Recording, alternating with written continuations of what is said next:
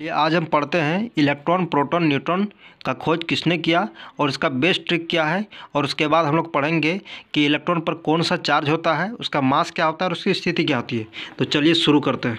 सबसे पहले हम लोग पढ़ेंगे इलेक्ट्रॉन का खोज किसने किया। ना इलेक्ट्रॉन का खोज किया जे थॉमसन ने।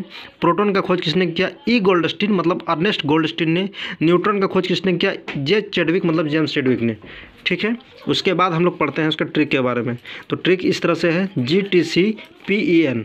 जी का मतलब गोल्डस्टीन, पी का मतलब प्रोटॉन, टी का मतलब आपका हो गया थॉमसन, ई का मतलब इलेक्ट्रॉन, सी का मतलब चैडविक, एन का मतलब न्यूट्रॉन।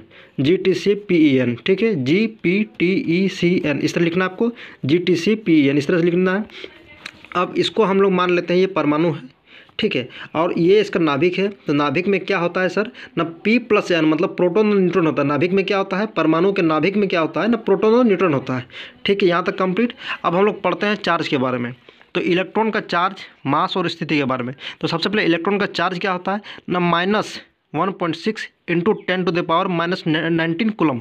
ठीक है, और इलेक्ट्रॉन का मास क्या होता है सर ना, 9.1 इंटू 10⁻31 kg। और उसकी स्थिति क्या होती है ना, परमाणु के नाभिक के चारों ओर विभिन्न कक्षाओं में गतिमान होता है। यहाँ तक कंप्लीट। अब हम लोग पढ़ते हैं प्रोटॉन के बारे में।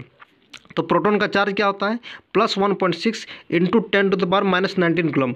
इलेक्ट्रॉन का क्या होता है माइनस और प्रोटॉन का होता है प्लस। चार्ज सेम है, मतलब उसका मैग्नीट्यूड सेम है, लेकिन उसका जो है साइन अलग अलग है। ठीक है, उसका नेगेटिव होता है, इसका पॉजिटिव होता है। और उसके बाद उसका मास के बारे में जानते हैं। प्रोटॉन का मास क्या होता है 1.672 इंटू 10⁻27 kg।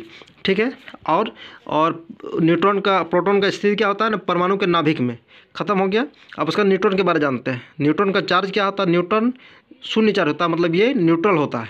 ठीक है, उसका मास क्या होता है, द न्यूट्रॉन का मास प्रोटॉन के जस्ट समान होता है, 1.675 इंटू 10⁻27 kg होता है।